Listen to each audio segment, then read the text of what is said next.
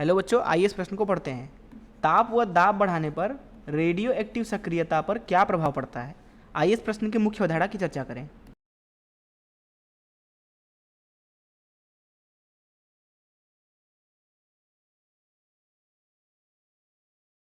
बात करें अगर हम एक रेडियो एक्टिव अभिक्रिया की, तो मान लीजिए हमारे पास में एक नाभिक है ए, जो कि विघटित होकर के नाभिक बी में परिवर्तित हो रहा है। टी बराबर 0 समय पे मान लेते हैं कि जो ए का नाभिक है उसकी संख्या एन नॉट है।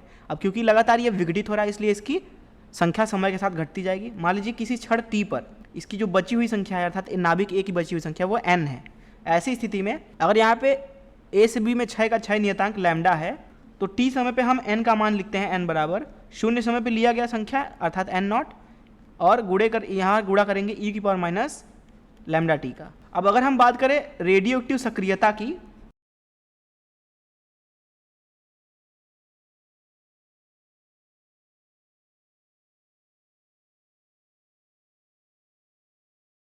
तो दरअसल जो ये सक्रियता है वो बराबर होता है क्षय दर के। क्षय दर का मतलब क्या कि यहाँ पे जो नाभिक है ए वो समय के साथ किस तरह से परिवर्तित हो रहा है। अब क्योंकि यहाँ पे एन जो है वो घट रहा है, इसलिए हम बोल सकते हैं कि जो क्षय दर होगा वो दरअसल माइनस डी एन भागी डी टी होगा। ऋण का मतलब है कि यहाँ पे एन जो है वो घट रहा है। तो यहाँ पे अगर हम क्षय दर लिखना चाहें, जिसको आर से प्रदर्शित कर देते हैं, वह बराबर है रेडियो एक्टिव सक्रियता के। सक्रियता को हम ए से प्रदर्शित कर देते हैं, यह बराबर होगा माइनस डी एन भागे डी टी के।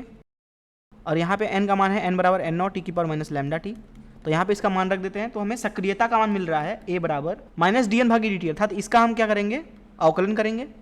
तो यहाँ मिलेगा एन नॉट गुड़े माइनस लैम्डा गुड़े ई की पावर माइनस लैम्डा टी। और आपको पता होगा कि ई की पावर में कुछ भी हो, आपको पता होगा कि ई की पावर एक्स का अवकलन होता है ई की पावर एक्स, और यहाँ पे ऋण लगा देंगे। तो यहाँ से जो हमें सक्रियता मिल रही है ए बराबर वह है एन नॉट लैम्डा गुड़े ई की पावर में लैम्डा टी। तो यहाँ जो सक्रियता का सूत्र है दरअसल उसमें एन नॉट है प्रारंभिक नाभिक की संख्या, जो यहाँ पे लैम्डा है वो दरअसल है क्षय नियतांक।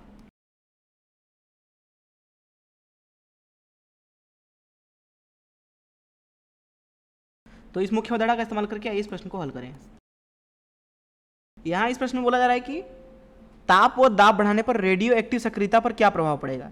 जैसा कि यहाँ पे आप देख सकते हैं कि जो यह रेडियो एक्टिव सक्रियता है वह न तो ताप पे निर्भर करता है, वह न तो दाब पे निर्भर करता है। इसमें न तो तापमान है टी, न ही दाब है पी। तो इनको आप तापमान एवं दाब के साथ आप कुछ भी करो, इसका मान तो बदलने वाला है नहीं, क्योंकि जो ये रेडियो एक्टिव सक्रियता है वो निर्भर कर रही है केवल प्रारंभिक में लिए गए नाभिकों की संख्या क्षय नियतांक पर, साथ ही साथ समय पर। इसलिए इस प्रश्न का उत्तर जो हो जाएगा वह हो जाएगा कोई प्रभाव नहीं पड़ेगा।